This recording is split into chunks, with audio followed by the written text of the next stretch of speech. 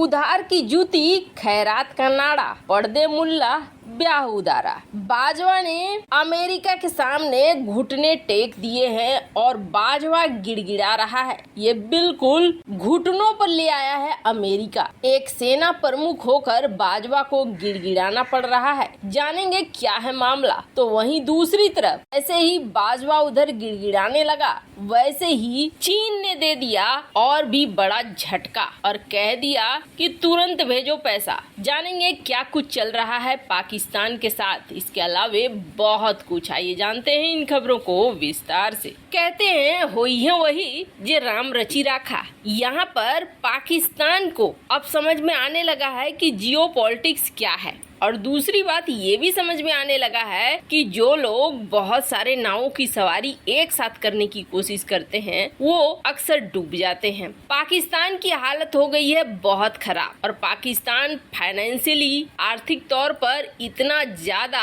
गिर चुका है कि अब ये संभल भी नहीं पाएगा, ऐसी स्थिति बन रही है। हाल में लोग ये कह रहे थे कि नहीं श्रीलंका डूब गया, दिवालिया हो गया तो क्या हुआ, पाकिस्तान के साथ ऐसा नहीं होगा। पाकिस्तान एक न्यूक्लियर स्टेट है और परमाणु संपन्न है, जिसकी वजह से दुनिया पाकिस्तान को डूबने नहीं देगी। लेकिन इसके उलट पाकिस्तान को धड़ाधड़ साथ छोड़ते चले गए इसके अपने ही बिरादर मुल्क के लोग। यूएई और सऊदी अरब ने पाकिस्तान को लोन देने से सीधे मना कर दिया। यूएई ने तो शर्त रख दिया कि अपनी कोई संपत्ति बेचो, उसके बाद हम सोचेंगे कि आपको कर्ज दें या न दे। यूएई को अपनी गैस तेल की कंपनियों में हिस्सेदारी बेच रहा है पाकिस्तान, लेकिन इसके बावजूद अभी तक हामी नहीं भरी गई है यूएई के द्वारा। इस बात आईएमएफ की करें तो आईएमएफ के सामने ये नाक रगड़ रगड़ कर परेशान हो गए हैं। हाल में तो पाकिस्तान के एक मंत्री का ये भी बयान आया कि आईएमएफ हमें सिर्फ नचा रहा है, हम उसकी धुन पर नाच रहे हैं लेकिन हमें पैसे नहीं मिल रहे हैं।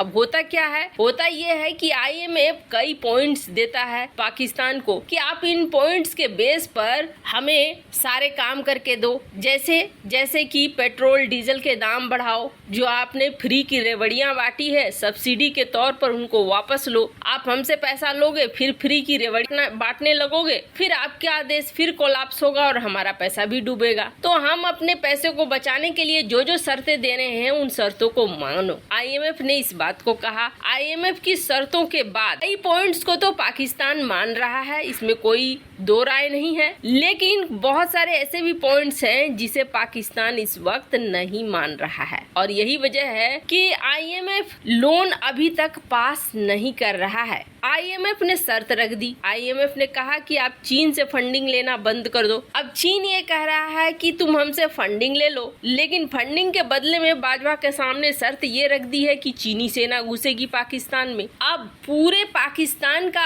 असली मालिक कौन है? तो जाहिर सी बात है पाकिस्तान का आर्मी चीफ। लेकिन राजनीतिक रूप से उठापटक चल रही है। ऊपर से पंजाब में एक नया केस हो गया, इमरान खान की पार्टी जीत गई, जिसकी वजह से ये भी साफ हो गया कि अब यहाँ पर कोई स्थिर नहीं है। हो सकता है ये देश गृह युद्ध में कूद जाए या हो सकता है यहाँ पर कुछ बहुत बड़ा बवाल खड़ा हो जाए। ऐसे में आईएमएफ पैसे लगाने से डर रहा है और न सिर्फ आईएमएफ बल्कि मुस्लिम बिरादर मुल्क भी इनके साथ नहीं आ रहे हैं। सऊदी, यूएई वगैरह भी साथ नहीं आ रहे हैं। लाचार होकर पाकिस्तान के आर्मी चीफ ने अब सीधे सीधे अमेरिका से कहा कि आप हमारी मदद कीजिए। ये एकदम से घुटनों पर आना कहेंगे और आप हमारी मदद करके आईएमएफ से हमें बेल पैकेज दिलवा दीजिए, हमें पैसे दिलवा दीजिए, हमारी स्थिति बहुत खराब हो रही है। अब हो कैसे रहा है, जैसे कि इस वक्त $1 की वैल्यू करीब 240 पाकिस्तानी रुपए के बराबर हो गई है। उसके बाद महंगाई दर बहुत ज्यादा बढ़ गई है, तेल और भी ज्यादा महंगा बढ़ गया है। न इमरान खान ने रूस के साथ तेल की कोई डील की और न अभी की सरकार ने रूस के साथ कोई डील की, मतलब रूस के साथ डील की बात एक अफवाह बनकर रह गई और दोनों में से किसी ने भी कोई डील साइन नहीं की है। पाकिस्तानी जनता को अभी भी महंगे तेल मिल रहे हैं। ऐसे में आर्मी चीफ अब अमेरिका से ये कह रहे हैं कि आप हमारी मदद कीजिए, आप हमें IMF से लोन दिलवाने में मदद कीजिए। अब बदले में तो अमेरिका को भी कुछ चाहिए, जानेंगे बदले में अमेरिका को क्या चाहिए। लेकिन जैसे ही ये खबर मिली चीन को कि पाकिस्तान का आर्मी चीफ अब झुक रहा है अमेरिका की तरफ, पहले से ही चीन को इस बात का शक था कि ऐसा कुछ हो सकता है। पाकिस्तान बिन पेंदे का लोटा है जो कहीं भी किधर भी लुढ़क सकता है। तो यही समझकर चीन ने अपनी सेना को उतारने की बात कही थी। चीनी सेना अगर पाकिस्तान के अलग अलग इलाके में रहेगी तो ये इनकी रेकी कर पाएगी कि ये अमेरिका के लिए अपने एयरबेस तो नहीं खोल रहे हैं, अमेरिका को अपने नेवल बेस तो नहीं दे रहे हैं, या फिर अमेरिकी सेना को पाकिस्तान की जमीन पे उतरने तो नहीं दे रहे हैं। चीन बहुत सारी चीजें देख रहा है। ऊपर से पाकिस्तान में अगर चीनी सेना होगा तो वो भारत की भी रेकी कर पाएगा। पर जैसे ही चीन को ये सूचना मिली कि पाकिस्तान अमेरिका के सामने अब बिल्कुल घुटनों पे आ गया है, तो फिर चीन ने ये कहा है कि भैया हम तुम्हें लोन तो अब बाद में देंगे, पहले तुम हमारे 11.6 मिलियन डॉलर तुरंत दो। अब ये 11.6 मिलियन डॉलर किस चीज के हैं? आप सोचेंगे कोई बिल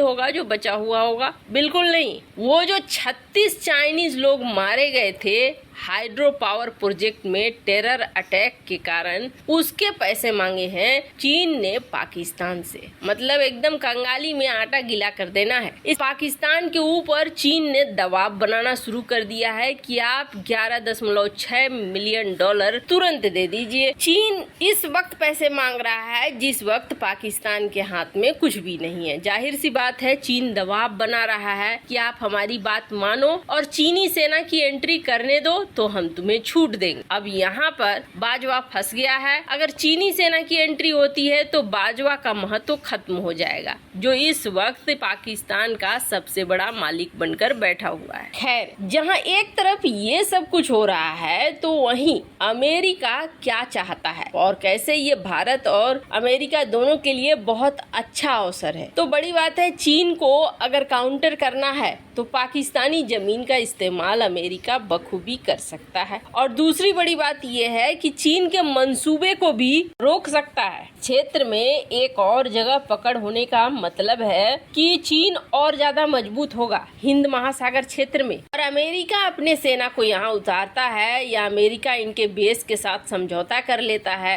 तो ये हंसी खुशी तैयार भी हो जाएंगे। और जहाँ तक भारत के लिए है तो भारत के लिए पीओके लेना अब बेहद आसान हो जाएगा। वैसे लगातार बदलती जियोपॉलिटिक्स में आपको क्या लगता है इस समय किसकी कूटनीति ज्यादा सफल हो रही है? चीन की, अमेरिका की, भारत की या फिर पाकिस्तान की? कमेंट कर अपनी राय जरूर बताएं। जल्द मिलते हैं अगले वीडियो में नई खबर के साथ।